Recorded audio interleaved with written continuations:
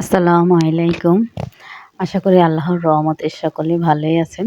আমরাও আল্লাহর রহমতে ভালোই আছি। দেখেন, মানুষে জায়গা ভরাট করে বাড়িঘর করার জন্য, বিল্ডিং করার জন্য, আর আমরা জায়গা ভরাট করে কলার বাগান করছি। দেখেন, মাশাআল্লাহ আমাদের এখানে অনেকগুলা কলা আছে। সবগুলা বাংলা কলা, তারপর আনাজি কলা, সাগর কলা গাছ আছে। এখানে চারিদিকে শুধু সবুজ আর সবুজ, দেখলেই ভাল লাগে।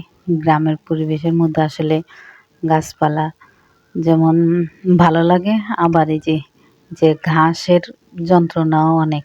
ঘাসের ভিতরে দেখা যায় অনেক পোকামাকড় থাকে, অনেক কিছু থাকে, অনেক বিষাক্ত জিনিস থাকে, যেটা অনেক অনেক সময় কামড় দিলে অনেক অনেক দুর্ভোগ পোহাতে হয়। বুঝছেন, এগুলো সাগর কলা গাছ।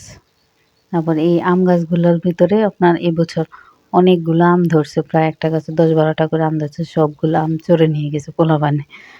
চারদিক দিয়ে বেড়া দিছে, বেড়ার নিচ দিয়ে এসেও তারপর নিয়ে যায়। এই বড়ই গাছটার ভিতরে এবার বড়ই ধরছে, কিন্তু দেখেন কি জিনিস বাসা বেঁধেছে এই বড়ই গাছের মধ্যে। এটা তো মানে খুবই স্পেশাল জিনিস। এই পোকাগুলা আমাদের বাড়িতে প্রচুর পরিমাণে আছে।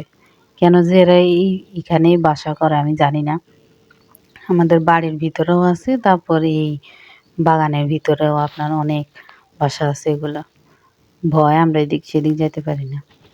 তারপরে দেখেন, একটা স্পেশাল কলা গাছ, এটার মধ্যে সুখী পরিবার দুইটা পানা আছে কলা, এর থেকে বেশি আর